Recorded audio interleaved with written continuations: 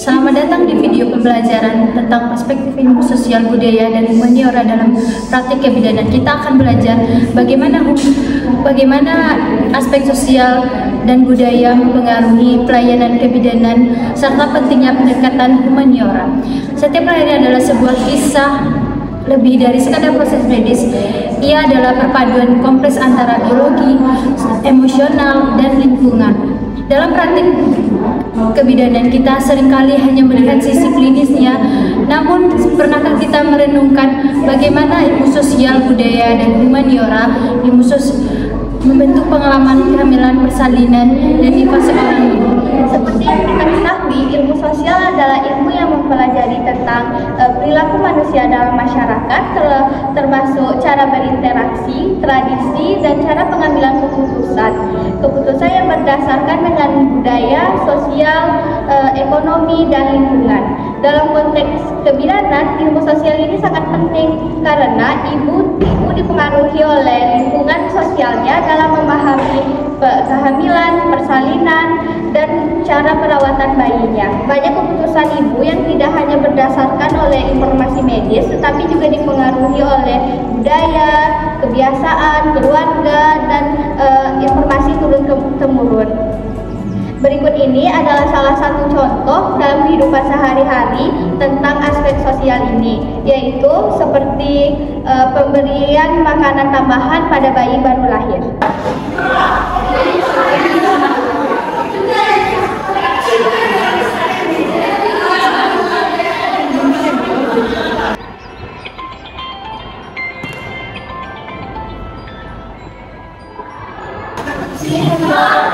Ya, waalaikumsalam Bu Bir. Ada bantuan apa? Apakah butuh makan sibuk? Oh enggak. Kenapa itu Bu Bir? Bu, ada pasien atas nama Bu Ica, Bu, ingin melakukan kunjungan. Oh boleh. Langsung ke sini aja ya. Ya, dok. Terima dok. Mari Bu, kenalkan produknya.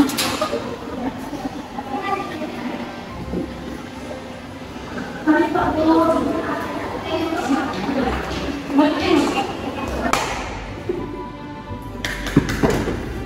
Masuk Bu. Mana Pak Bu? Iya, sudah. Mari. Tunggu dulu.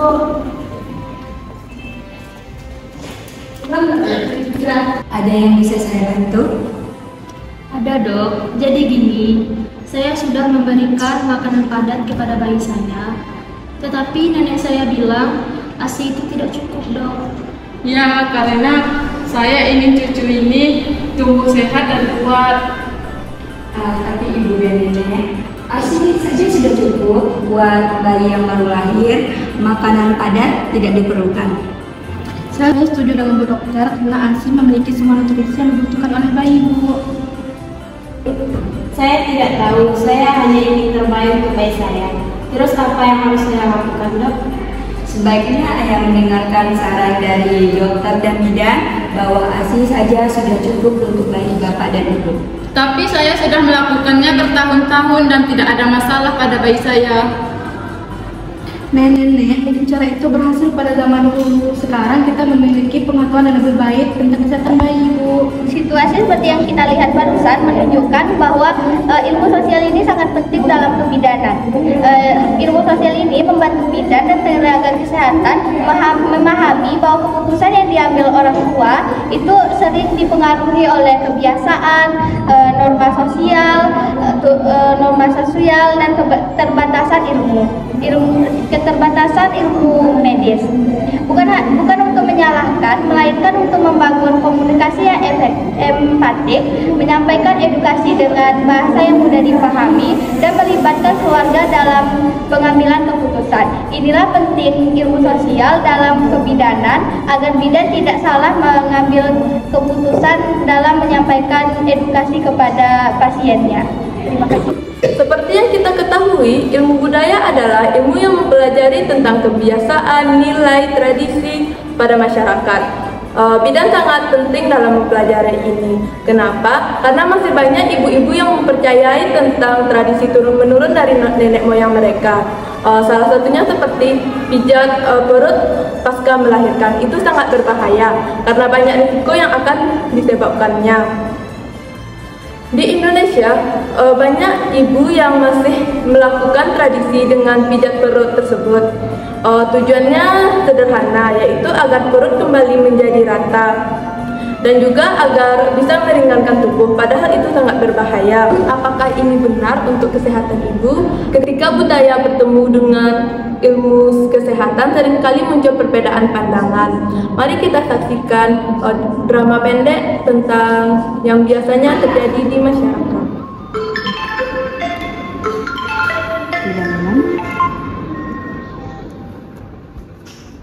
Halo. Halo, selamat siang, Dok. Ya, selamat siang Bu Bulan. Ada apa? Maaf, Dok, ini ada ibu yang mau konsultasi, Dok. Apa dokter bisa hari ini? Oh, hari ini ya? Boleh langsung masuk saja ya Bulan. Bila Bulan disuruh aja pasiennya masuk ya. Baik, Dok. Terima kasih ya, Dok. Iya, sama-sama.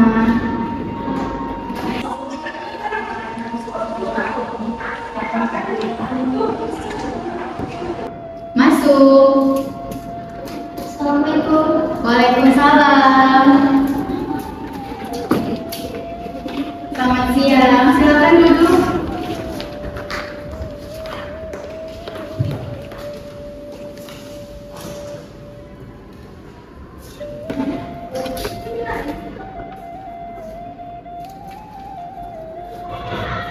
Saya melakukan pijat urut tradisional setelah saya melahirkan karena saya ingin mengembalikan bentuk perut saya. Ya, itu sudah dilakukan turun-temurun dan itu sangat efektif. Tapi Ibu, melakukan pijat perut tradisional itu bisa menyebabkan cedera pada perut Ibu. Saya setuju dengan dokter, karena pijat perut tidak diperlukan dan bisa berbahaya. Saya tidak tahu, saya hanya ingin istri saya merasa nyaman. Tapi Pak, melakukan pijat perut tradisional itu tidak diperlukan. Sebaiknya Bapak, Ibu, dan Nenek mendengarkan saran dari kami, dokter dan bidan. Tapi saya sudah melakukannya bertahun-tahun dan tidak ada masalah. Nenek, mungkin pada zaman dahulu itu berhasil. Tapi pada zaman sekarang kita punya ilmu pengetahuan yang lebih baik tentang kesehatan. Dari dialog yang kita lihat tadi, kita dapat melihat bahwa ada nenek yang masih memijat perut menantunya. Itu pasti berbahaya karena banyak risiko yang akan membahayakannya. Pendekatan budaya dalam kebidanan tidak menolak tradisi, melainkan memilih mana yang bermanfaat dan mana yang membahayakan si ibu. Sebagai bidan, kita tidak boleh menyalahkan tradisi.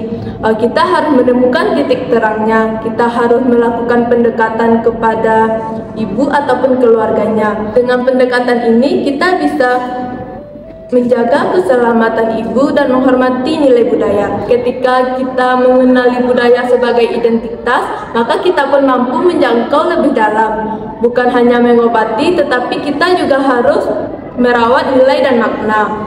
Inilah kebidanan yang sensitif dengan budaya, terampil secara klinis, tapi juga kaya empati. Nah, yang terakhir itu ada yang namanya humaniora. Apa sih itu humaniora? Humaniora mencakup filsafat, etika, seni, dan juga sastra yang mengajarkan kita tentang empati, etika, dan juga makna menjadi manusia.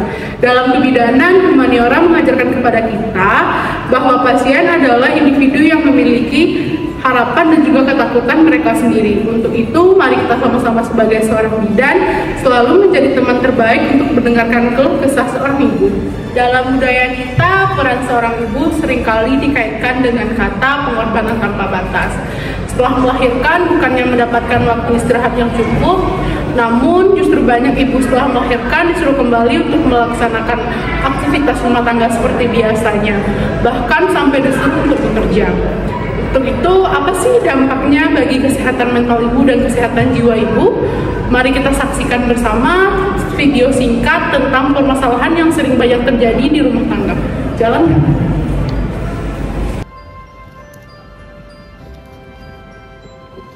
Saya tidak bisa beristirahat, Bu, karena saya harus segera kembali bekerja. Ya, kamu harus membantu keluarga. Tapi Bunda, habis melahirkan sangat butuh istirahat supaya kesehatan Anda lebih stabil. Iya, saya setuju dengan dokter. Ibu perlu waktu untuk memulihkan diri. Tapi keluarga membutuhkan bantuanmu, kamu tidak bisa beristirahat terus. Ibu, saya sangat mengerti keluarga sangat butuh bantuan. Tetapi kondisi ibu jauh lebih penting daripada pekerjaan rumah tangga. Ya, ibu perlu waktu beristirahat agar mendapatkan ASI yang bagus, Bun. Saya tidak tahu, saya hanya ingin keluarga saya bahagia. Pak, ibu sangat butuh support dari Bapak. Istirahat bukan berarti malas, sebaiknya Anda mendukung dan memulihkan kesehatan ibu, untuk memulihkan kesehatan ibu. Nah, jadi yang dibutuhkan sebenarnya oleh setelah ibu melahirkan bukan hanya pengobatan, tetapi juga pengertian dan dukungan dari pihak keluarga. Untuk itu, mari kita bersama-sama dengarkan keluh kesah ibu dan juga beri perhatian yang cukup kepada ibu agar mental dan kesehatan tubuhnya cepat sehat. Sebagai bidan, kita adalah agen perubahan dengan mengintegrasikan perspektif ilmu sosial, budaya, dan humaniora. Kita tidak hanya menjadi profesional yang kompeten, tetapi juga menjadi pribadi yang utuh, yang mampu memberikan pelayanan yang benar-benar holistik dan berpusat pada individu. Mari kita terus belajar, beradaptasi, dan merangkul kekayaan ilmu pengetahuan ini demi praktik kebidanan yang lebih baik, lebih manusiawi, dan berdampak nyata bagi setiap ibu dan keluarga.